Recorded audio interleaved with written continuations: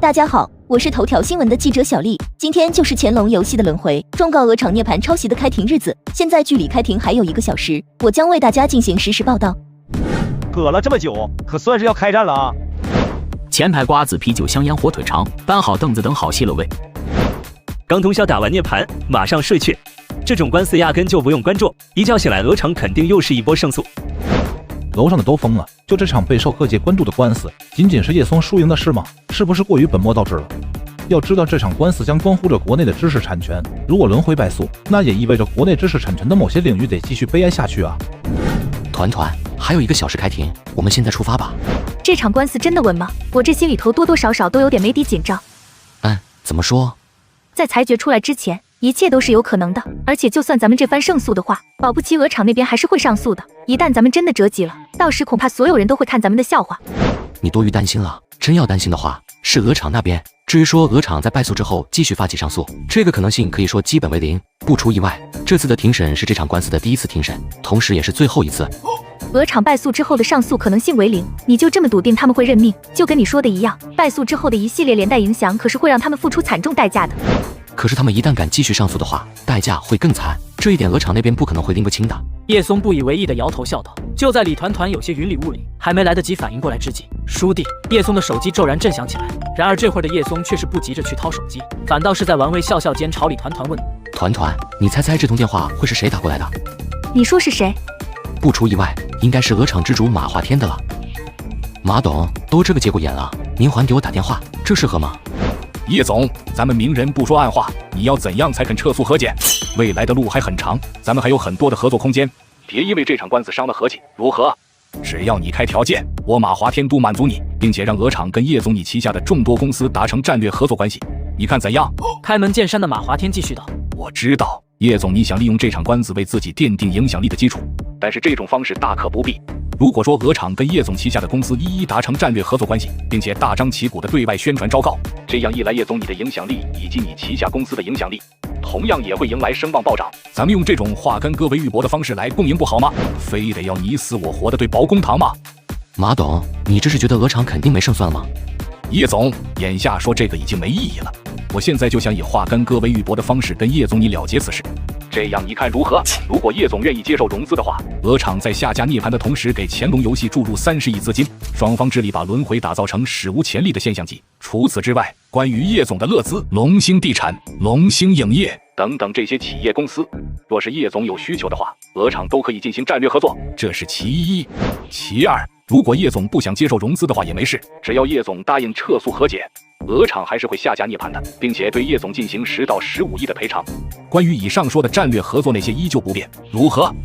马华天快声急促地表出自己的诚意来，开出这种条件，实际上鹅厂已经是输得有够彻底了。但对于已经多番权衡掂量过的马华天来说，这同时也是最佳的止损方案了。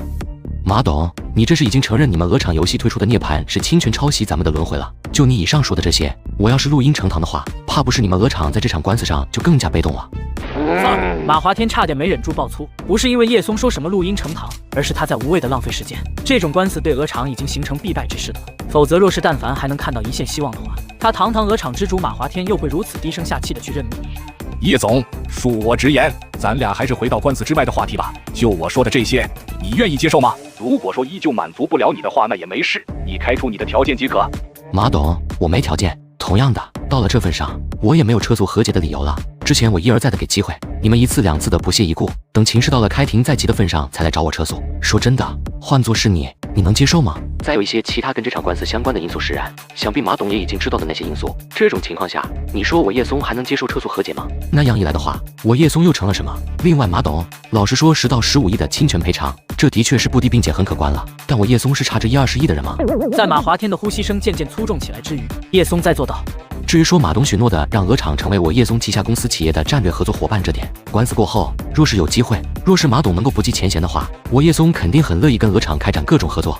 然而这后半段的话却听得马华天火冒三丈，怎么？你起诉鹅厂，并且把鹅厂拽下了神坛，让鹅厂因为这场官司背负起惨重代价，完事还让鹅厂不计前嫌跟你进行其他方面的合作，这不是在寒碜人，而是在羞辱人。叶总，你这意思是一定要把这场官司打下去了，对吗？没办法，事已至此，至于我个人而言，已经是没有退路的了。为此不惜于跟鹅厂交恶，形成对立之势吗？我无意与鹅厂为敌，但是马董非要这么理解的话，就当我承认了吧。行，那就这样吧。话罢，不再给叶松应声的机会，马华天直接把通话给挂断了。真是马华天找的你，又是让你撤诉跟他们鹅厂和解，这难不成他真的认为鹅厂在这场官司上是必败无疑了？所以团团，你还需要去担心吗？李团团哑然，整个人都随之凌乱起来。堂堂鹅厂之主，竟是被逼到了这种份上，而使得鹅厂之主这般的，竟是自己老公。好的，马董，我明白了。鹅厂法务部负责人脸色阴沉地放下了手机。老康，马董怎么说的？准备应战吧。一句准备应战，足以回答了所有的问题。周总脸色陡变地皱起眉头来。应战没问题，问题是这场仗已经是几乎毫无胜面了呀。老康，这场官司要是以败诉收场的话，咱们法务部的神话就等于直接被一个。多说无益，事已至此，说什么都没意义了。迎战吧，时间也差不多了，开车去衙门吧。好的，老康。开庭后，双方各执一词的辩证，从各种引用到现实的延伸，唇枪舌战的对决拉起了一波波的高潮来。虽然鹅厂法务部的代表律师不停地以各种各样的话术去给张三买脸，但对于张三来说，招架应付起来完全没有任何难度可言。一轮轮的唇枪舌战下来，叔弟迎着对方那狂傲的自信领来，张三笑了。审判长、审判团，关于法与理，这似乎已经陷入了一个死循环中。不过对方刚才提出了抄袭与专利的关系，那么好，我方还有一份材料想进行提交，一部分关于专利的材料。当听到张三说出有专利想要进行提交这一点，鹅厂法务部众人脸色顿时大变，不安感猛然溢出。轮回什么时候申请游戏专利？这怎么可能？鹅厂法务部那边打死都不会想到，这些专利的注册申请实则是乾隆游戏为了给端游做准备的，只不过没想到这么快就能派上用场罢了。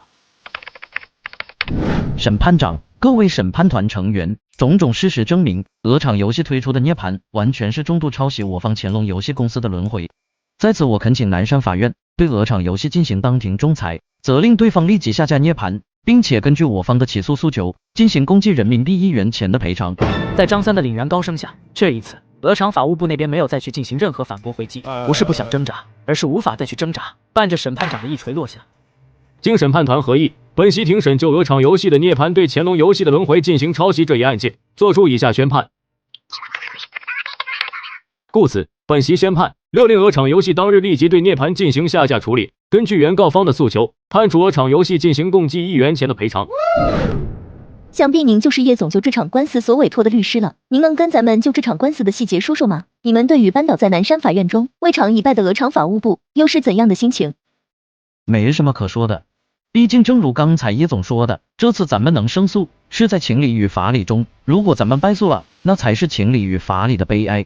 至于心情也很平常，因为这桩案子在开庭之前，我们华庭律所的胜算把握就将近100%。像这种案子，要是还能给打输，我都该放弃律师这个职业去转行了。因为要是连这种案子都给输掉的话，那是真的不配也没资格再去当律师。张三肃然正声，听得边上的叶松表情那叫一个精彩。好家伙，这是比他还能装啊！同样感觉到装牛既视感的还有那些媒体记者。张三律师，您可知鹅厂法务部有着南山必胜客之称？可知就这种抄袭官司案件，鹅厂法务部还未尝败诉过？那是因为他们还没遇上华庭律所，没遇上我张三。这口气一下子让周遭陷入死寂，就连叶松都是老脸狂颤。这牛装的确实是没谁了呀，不过我喜欢，真的喜欢，这就是我记忆中的张三。张三律师，这种话怕是整个律师界都没人敢说吧？听你这意思，你是觉得鹅厂法务部很不堪吗？你一个记者在律师面前下什么套啊？我没有针对鹅厂法务部的意思，刚才是你们说的，说鹅厂法务部在南山法院未尝一败，而如今他们败在华庭律所手下了，所以我说的有问题吗？他们之前没败过，难道不是还没遇上华庭律所，没遇上我张三吗？